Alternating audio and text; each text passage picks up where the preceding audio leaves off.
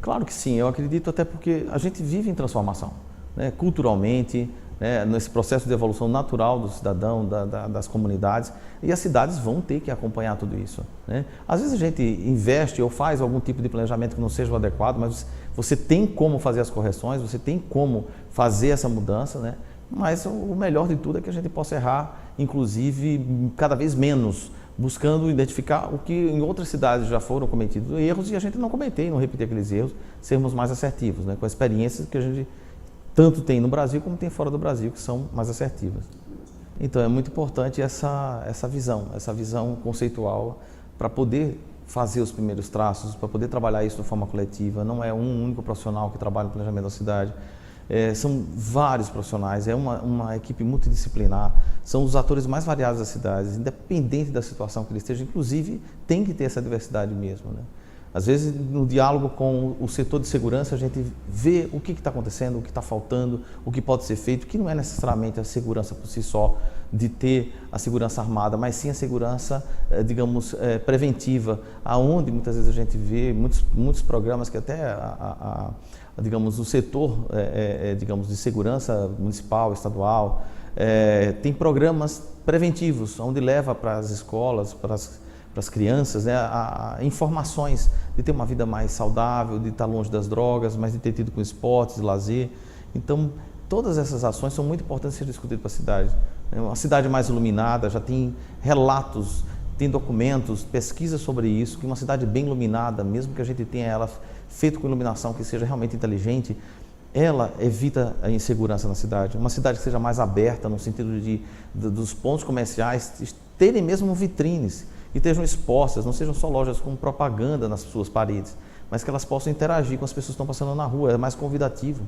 Por que não a gente também começar a viver também, se você tem um restaurante, se você tem um barzinho, você tem cadeiras nas calçadas, onde as pessoas possam conversar, que não atrapalhe o passeio, né, do pedestre naquele momento.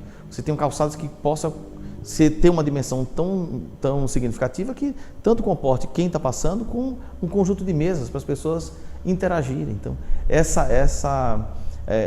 entendermos que essa calçada, né, é a ligação entre a arquitetura e o sistema viário, a parte urbana viva, né, onde as pessoas se encontram, todo mundo muito isolado, está todo mundo muito dentro dos seus espaços, né? Hoje, com a tecnologia, as pessoas cada vez mais estão se comunicando de forma muito online, né? As pessoas precisam voltar a interagir e isso já é uma necessidade gritante que tem acontecido em vários países e no nosso país também, né? Tanto é que acontece quantos suicídios tem acontecido, quantos problemas, que claro que acontecia também em outras épocas, mas hoje o individualismo, o isolamento das pessoas nas cidades estão cada vez maiores por conta de ter uma resposta rápida e fácil através dos meios de comunicação. Você pega um telefone, você faz uma compra, você não sai mais para interagir com ninguém, você quer acessar qualquer produto, você digita o que você quer e chega até você. E a cidade que fica lá fora? Parece daqueles filmes que a gente assiste de ficção americana, onde as pessoas estão morando numa base, num maior tumulto e excluídos de um processo de desenvolvimento, e outros estão naquelas naves, naqueles filmes de ficção, né? Num contexto completamente diferente, né? Que vida que nós vamos viver? Porque com essa evolução que a gente vai passando também, existe uma boa parte da população que também fica longe dela, né? Não é só o acesso à questão do celular, pura e simplesmente, mas é a questão da educação mesmo, né? Alguns com acesso muito alto a nível de conhecimento muito grande e outros apenas se comunicando com tecnologia, mas com conhecimento de baixa qualidade. Isso é um processo muito excludente e a gente precisa estar de olho nisso. Em que formato vão ser nossas cidades para serem convidativas para as pessoas estarem interagindo e vivendo juntos.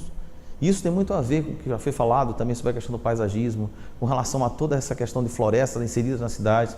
Por que as cidades têm que crescer como se fosse uma situação radial? Então, com relação a essa questão paisagística, por exemplo, ela tem dado uma influência, tem promovido uma influência muito grande na vida, na qualidade das pessoas dentro da cidade. E a gente precisa prestar mais atenção nessas interações que a gente tem deixado de lado. Agora, claro, a praça, como é que ela vai ser composta, como é que ela vai ser feita, como é que vai ser a segurança? Todo mundo se preocupa, mas vai ficar um local que muitas vezes fica inseguro. Não, vai ser inseguro se não tiver movimento, se não tiver dinâmica. A gente pode levar o teatro, pode levar o cinema, pode levar inúmeras atividades, a música, o esporte para as praças. Quando essa praça tiver com bastante movimento, com quando ela tiver sempre essa dinâmica sendo fomentada, não só pelo setor público, como pela iniciativa privada, você vai ter um ambiente vivo, né? A gente fala muito de reflorestamento, né? Mas nós temos tantas árvores já na nossa cidade, Sinop, por exemplo, tantas árvores que nós já temos, né? Mas muitas vezes, quando a árvore se localiza perto de um ponto comercial, como a gente já falou, as pessoas vão e cortam ela porque vai, ou substitui ela por uma palmeira, porque ali vai tirar a visão da sua placa, da sua propaganda. Então a gente precisa mudar isso, precisamos quebrar esses paradigmas, né? Existem outras formas de comunicação, existem outras escalas de se expor essa comunicação, que necessariamente você não precisa cortar essa árvore, porque muitos daqueles que cortam a árvore nos seus terrenos, né, nos seus pontos comerciais, procuram uma árvore na cidade para estacionar seu carro, né? E outra, acessar a cidade de outras formas também. Por que não buscar outras alternativas, dependendo do dia, né? Se você tem uma ciclovia que é arborizada, como nós já estamos vendo isso em algumas cidades no Brasil e no próprio Mato Grosso, por que a gente não pode começar a fazer alguns percursos que seja de bicicleta, né? Por que a gente não pode fazer algumas ações do dia dessa forma?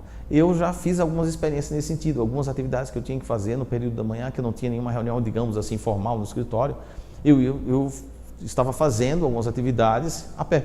Eu fazia a minha caminhada e aproveitava e ia no centro, resolvia alguns assuntos com a roupa que eu estava fazendo caminhada, né? Então, fazia parte do percurso que eu estaria utilizando um carro no período da manhã, eu estava simplesmente a pé na cidade, né?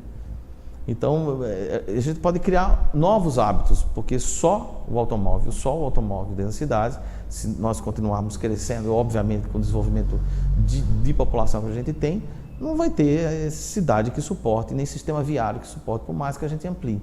Tem que ter essa diversidade entre o coletivo, do transporte coletivo, entre o carro, entre a moto, entre a bicicleta, entre o caminhar, para acessar as nossas atividades, né?